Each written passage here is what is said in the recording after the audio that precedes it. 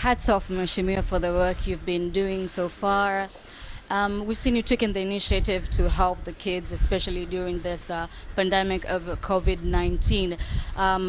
You have been on the front line in supporting them compared to other politicians. What actually motivated you or driven you to do such an act? Well, I think the biggest motivation is probably the fear of the repercussions of children just staying idle. So I think that is one of the biggest things that has actually made me do what it is that I did regarding the online studies, and I'm hoping that. So far, we've got thousands of people who've been able to register, and very soon we're going to have an online competition. They're working on the modalities of how exactly, from either school uniform, from fees or books or whatever it is that they would wish for. Being a lawmaker, we've seen that there's this incident where the teachers, especially the private sectors, some of them have been sacked. And what do you tell them, or what kind of advice would you give for the teachers who have been sent for unpaid leave? There are two issues here. One, it's a catch-22 position, because on one side, I am aware that private schools currently have online classes and they're charging. So if you're charging for online classes, then it is only fair for you to pay your teachers, because you're still receiving income minus the overhead expenses that you have. Two, then there's the second lot of people who have decided not to charge at all because they don't have any online facility that they're providing.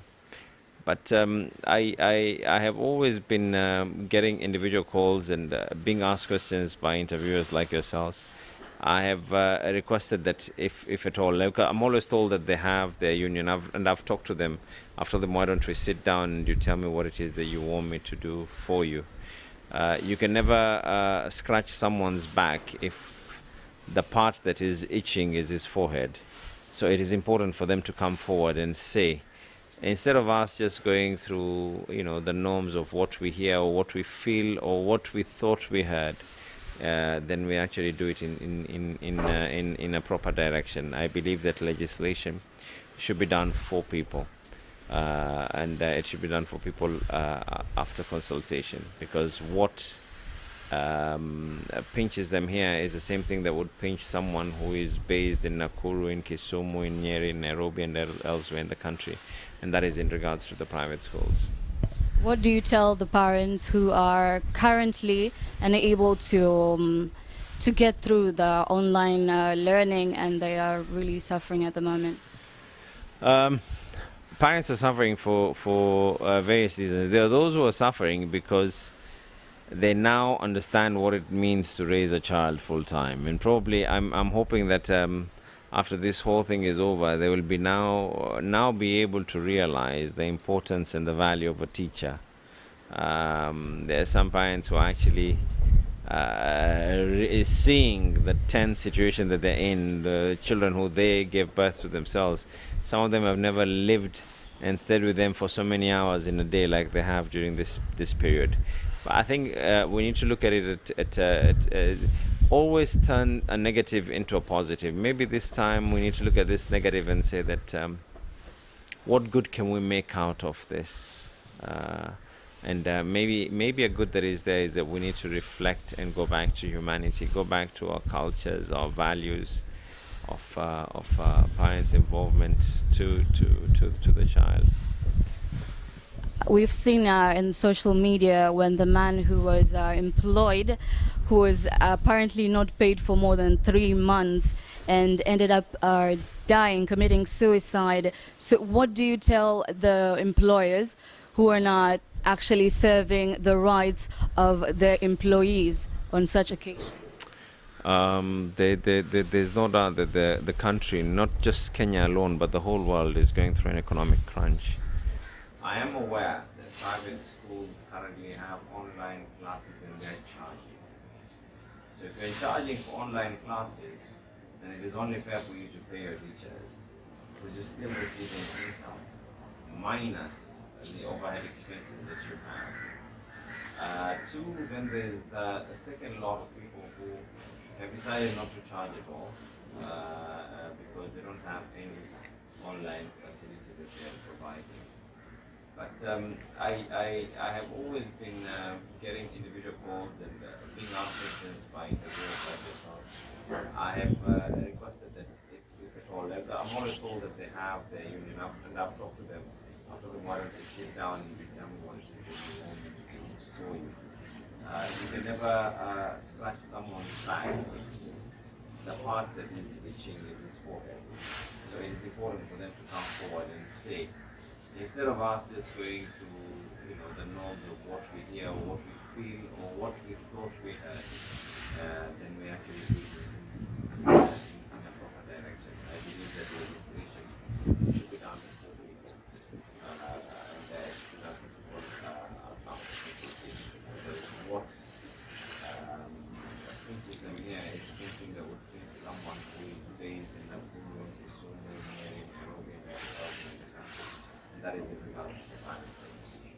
What do you tell the parents who are currently unable to get through the online learning and they are really suffering at the moment? Parents are suffering for various reasons. There are those who are suffering because they now understand what it means to raise a child full time. Probably, I'm hoping that after this whole thing is over, there will be now. There are some parents who actually is seeing the tense situation that they're in, the children that they give birth of themselves.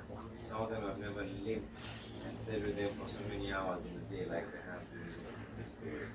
I think we need to look at it always turn a negative into a positive. Maybe this time we need to look at this negative and say that what good can we make out of this? And maybe a good thing is that we need to reflect and go back to humanity, go back to our cultures, our values, mindful involvement. We've seen in social media when the manager was employed, who was apparently not paid for more than 3 months and ended up dying, committing suicide. So what do you tell the employers who are not actually serving the rights of their employees in such occasions? There's no doubt that the country, not just Kenya alone, but the whole world is going through there's a lot of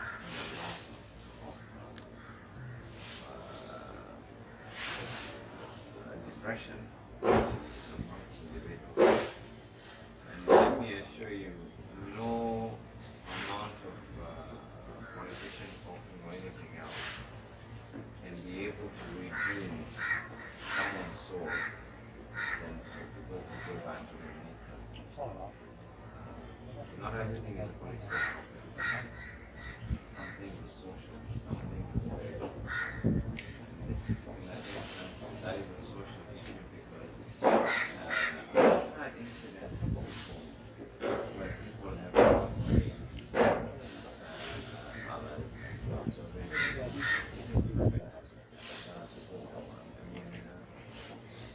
companies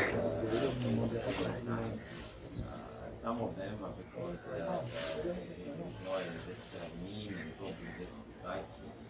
In other cases, there's no capacity to be able to pay. And I try to come up with ways of reducing the taxation of wage the NSF and NHIF deduction for us to be able to lift them so that you keep the employers that they don't have to have a huge salary, but unfortunately that did not, was unable to pass through Parliament because rejected by finance. But I think more than anything else, it is vital for people to go back to spiritual levels. And I always say this, that God does not test a person. We don't have a mean God. Our God is not mean. our body is not adjusted. So there is no amount of should I say, that is being built up will not be able to control. And I think the current situation that we're having right now is causing a lot of depression. It is actually causing a huge depression. And we're truly hoping that things get better. I feel sorry for the family of this person. I did see the video. I'm not aware whether it is the same person who committed suicide, but I did see the video. And you could clearly see that he was in a very disturbed state. Thanks for having us on Shariff in Al Shifaa online TV. We anticipate we'll see you. Yeah, so much Shariff Nassir, Al Shifaa TV, in a position.